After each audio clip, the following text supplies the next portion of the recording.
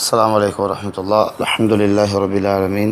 الصلاة والسلام على أشرف الأنبياء والمرسلين وعلى آله وصحبه ومن تبعهم بإحسان إلى يوم الدين. أما بعد.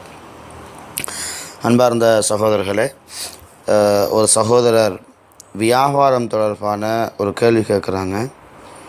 அதாவது வியாபாரத்தில் மெயினாக 2 விடயங்கள் கைக்கொள்ளப்படும். ஒன்று முதாரபா, அடுத்தது முஷாரக்கா.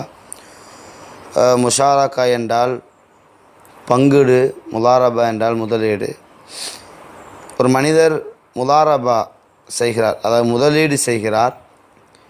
முதலீடு செய்து அவருக்கான, அதாவது யார் சேர்ந்து கொண்டாரோ அந்த சேருதலில் முதலீடு வைத்தவர், வியாபாரம் நடத்தக்கூடியவர், அதற்கான மாதமோ இல்லை வருஷமோ அதற்கான லாபத்திலிருந்து பங்கை கொடுத்து கொண்டிருந்தார். திடீரென்று பங்கு கொடுத்து கொண்டிருந்த வியாபாரி லொஸ்டாகிவிட்டார். ஆனால் கூட்டு சேர்ந்தவர்கள், முதாரபா முதலீடு செய்தவர்கள் லாபத்தில் மட்டும் பங்கை எடுத்துக்கொண்டு நஷ்டத்தில் பங்கை எடுக்காமல் இருந்தால் இதன் நிலைப்பாடு என்ன என்று அந்த சகோதரர் கேள்வி கேட்குறாங்க. இஸ்லாத்தை பொறுத்த வரைக்கும் நம்ம என்னதான் சட்டம் போட்டாலும் இஸ்லாம் ஹராம் ஹலாலை தெளிவுபடுத்தி இவ்வாறு தான் வாழ வேண்டும் என்று சொன்னதனால் நாம் முஸ்லீம்கள் என்ற ஒரு அடிப்படையில் வாழக்கூடிய மக்களாக இருப்பதனால் நமது ஷரத்துக்கள் மார்க்கத்தில் ஈடுபடாது.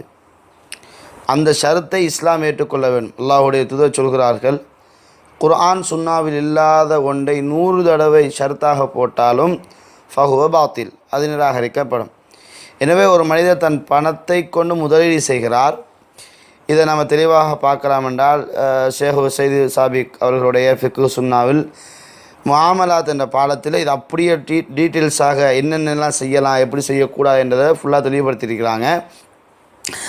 அதில் நம்ம தெளிவாக புரியலாம். இந்த மாதிரி கூட்டு சேர விஷயம், முதலீடு செய்கிற விஷயத்தை பொறுத்த வரைக்கும் அங்கு உள்ள ஒரு விடயம் என்னென்னா, ஒரு மனிதன் ஒரு விடயத்தை அவன் கூட்டி செல்கிறான் என்றால் 2 விஷயம் அங்கு மேற்கொள்ளப்பட வேண்டும். ஒன்று லாபத்தில் பங்கு, இன்னும் நஷ்டத்தில் பங்கு. நஷ்டம் போனாலும் 2 பேர் சொத்திலிருந்தால் நஷ்டம் போகிறது, லாபம் வந்தாலும் 2 பேர் சொத்திலிருந்தால் லாபம் வர போகிறது.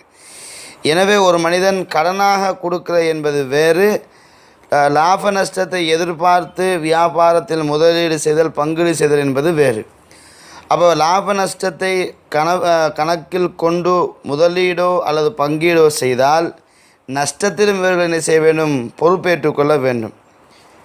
ஏனென்றால் நபிகள் நாயகம் ஸல்லல்லாஹு அலைஹி வஸல்லம் அவர்கள் ஹைபர் யுத்தத்தின் பிறகு கனிமத்தாக கிடைத்த அந்த நிலங்களை அந்த மக்களிடமே என்ன செய்தார்கள்?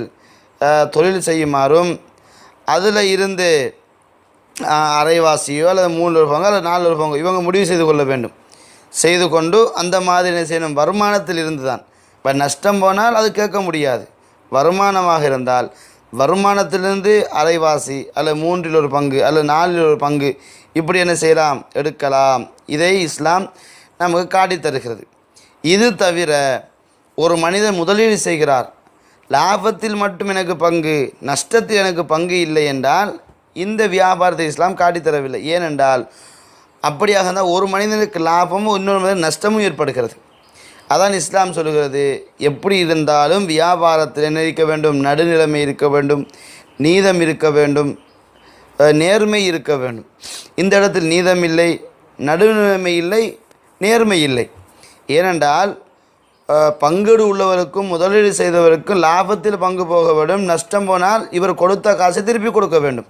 இது வல்ல வியாபாரம். இது ஒரு சாராருக்கு அநீதம் இழைக்கப்படுகிறது. அப்போ இஸ்லாம் அநீதம் இழைப்பதை ஒரு காலம் ஏற்றுக்கொள்ளாது.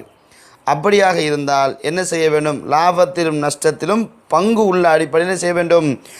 தனக்கும் அதில் ஷேரிங் உள்ள அடிப்படையில் முதாரபா முஷாரக்காவும் மேற்கொள்ள வேண்டும். அதே மாதிரி கடன் என்ற ஒன்று இருக்கிறது, அதில் லாபத்தை எதிர்பார்க்க முடியாது. இப்போ உதாரணமாக ஒருத்தர் வியாபாரம் செய்கிறார், அவருக்கு 10 லட்சம் ரூபா காசு தேவைப்படுது. நம்ம அந்த 10 லட்சம் ரூபா காசை கொடுக்குறோம், அவர் குறிப்பிட்ட டேட்டில் தருவதாக சொல்கிறார். அப்போ அந்த குறிப்பிட்ட டேட்டோடு இந்த 10 லட்சத்தை தான் நான் எடுக்க வேண்டும். 10 லட்சம் தான் என்னுடைய கடனாக நான் கொடுத்தது. அதன் பிறகு அவருடைய வியாபாரத்தில் சந்தோஷத்தில் எனக்கு ஏதாவது தந்தால் அது கடனாகவோ வட்டியாகவோ மாறாது, அவர் எனக்கு சந்தோஷமாக தந்த ஒரு விஷயமா இருக்கும்.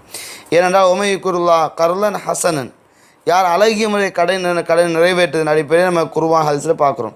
அல்லாஹ்வுடைய தூதருக்கு ஒரு சிறிய ஒட்டகத்தை கொடுத்தது பேர் சொல்ல, அதிலிருந்து பெரிய ஒரு ஒட்டகத்தை எடுத்து கொடுத்த செய்தியை நம்ம பார்க்குறோம்.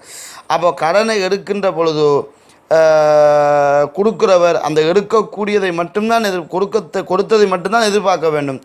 எடுத்தவர் அதை மேலதிகமாக ஆக்கி கொடுப்பதில் அது வட்டியாக மாறாது. ஏனென்று சொன்னால் மதீனாவில் ஒரு வியாபாரம் இருந்தது. உணவுக்காக ஈத்தம்பழங்கள் திராட்சையை கொடுப்பார்கள். ஆனால் கொள்வனவு அவங்க வாங்குகின்ற போது டபுள் மடங்காக வாங்குவார்கள். இது பிலால்களில் செய்தார்கள், உம்மு சுலைமின் செய்தார்கள். இது ரசூலுல்லாஹ் தடுத்தாங்க, இப்படி செய்யாதீர்கள், இது கூடாது. அவர்கள் விரும்பி தர்றது செய்தி வேறு, நீங்களாக கேட்டெடுக்கிற செய்தி வேறு, இப்படிலாம் இஸ்லாம் சொல்வதை நம்ம பார்க்குறோம். அப்போ அதனால் இந்த சகோதர பிரச்சனை என்ன, அதாவது முதலீடு செஞ்சிருக்கிறாங்க, லாபம் கொடுத்தாங்க, திடீர்னு நஷ்டம் போய்விட்டது. நஷ்டம் போனதுக்கு பிறகும் இவர் அதாவது அந்த முலாரபா முதலீடு செய்தாரே அவர் கொடுத்ததில் 10ல் 9 பங்கை கொடுத்து விட்டார். இன்னொரு பங்கு பாக்கி கொடுக்க இருக்குது. இது மார்க்கத்துக்கு கூடுமா கூடாதுன்னா இந்த வியாபாரம் தடை. ஏன் தடை? அவருக்கு லாபம், இவருக்கு நஷ்டம்.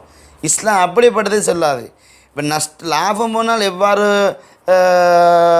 பங்கு கொடுக்குறாங்களோ அதே மாதிரி நஷ்டம் போனாலும் இவர் அந்த சுமையை ஏற்றுக்கொள்ள வேண்டும். அப்படி என்றால்தான் அவருடைய வியாபாரத்தில் வட்டி கலப்படாமல் இருக்கும். இல்லை என்றால் இவர் கொடுத்ததுக்கு ஏற்கனவே வட்டி எடுத்தவராகவே கருதப்படுவார். ஏனென்றால் இவர் வியாபாரத்தில் முதலில் என்ன செய்ய வேண்டும், லாபம் போகும் நஷ்டம் போகும். அப்போ லாப நஷ்டத்தில் பங்கு கொள்ள வேண்டும். லாபத்தில் மட்டும் எனக்கு பங்கு, நஷ்டத்தில் பங்கு இல்லை என்று சொன்னால் இவர் கொடுத்தது கடன் என்ற அடிப்படையில் இவர் உள்மனசு கடனாகவும் வெளித்தோற்றத்தில் முதலீடாகவும் என்ன செய்கிறாங்க, கணிப்பீட்டு அடிப்படையில் போவதை நம்ம பார்க்குறோம். எனவே இது இவர்களுடைய முறை தவறாக உள்ளது. அல்லாஹு ஆலம். அஸ்ஸலாமு அலைக்கும் வரஹ்மத்துல்லாஹி வபரகாத்துஹு.